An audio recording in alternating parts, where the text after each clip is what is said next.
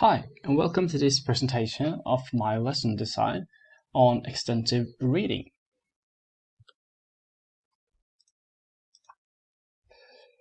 First of all, I have selected 3 different competence aims from the English curriculum. The first one, I'm going to present this in Norwegian. First one is å bruke ulike kilder på en kritisk, hensiktsmessig og etterrettelig måte. Nummer 2 er å diskutere og reflektere over form, innhold og virkemidler i engelskspråklige kulturelle uttrykksformer fra ulike medier, inkludert musikk, film og spill. Den siste er å lese, analysere og tolke engelskspråklig skjønnlitteratur. For the students, I then got some learning objectives that they should know in advance. And that is to find and make use of relevant information from the web and other sources in discussions about different topics. The second one is to read and interpret English fiction in cooperation with other students.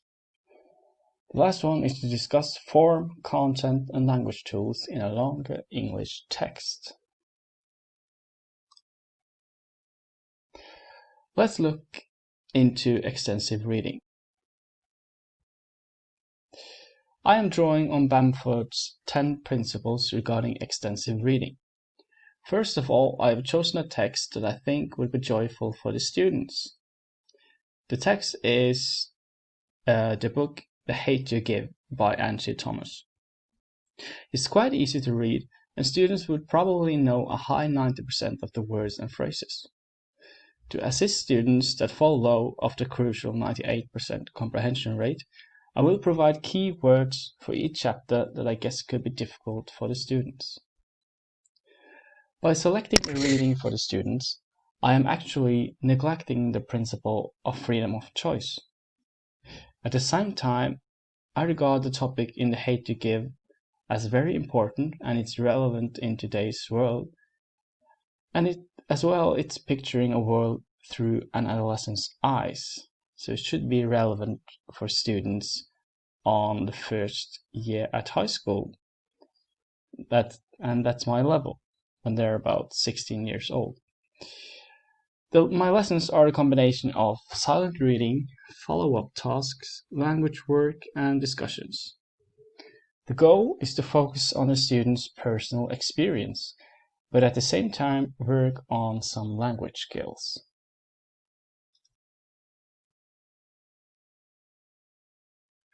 The Hate You Give provides authentic material intended for native speakers, and this is a good opportunity to gain familiarity with different linguistic uses like irony, arguments, and narration. I believe one of the strongest aspects of The Hate You Give is the possible cultural enrichment it can provide. The slang in the language, the social background, and the issue of police violence give insight to a different cultural world and different perspectives on society.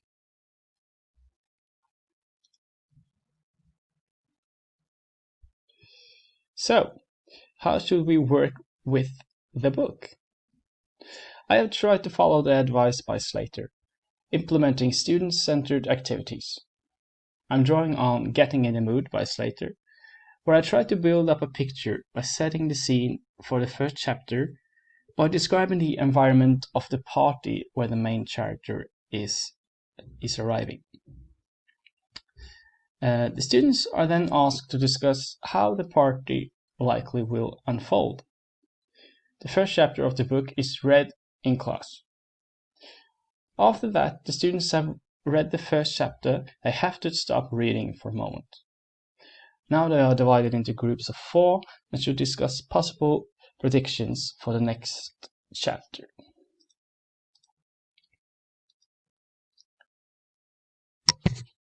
Then each group orally present their predictions.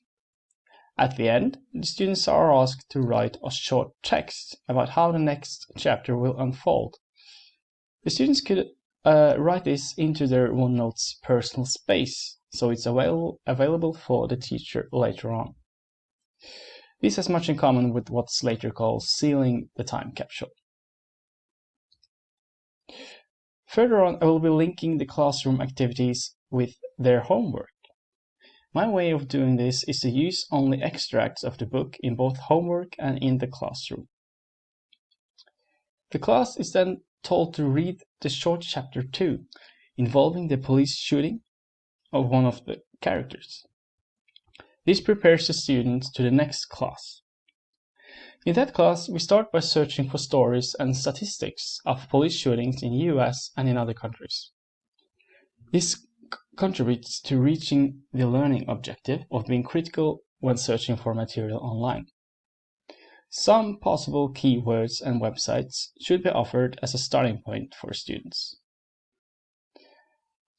Next on is a preparation for a role play.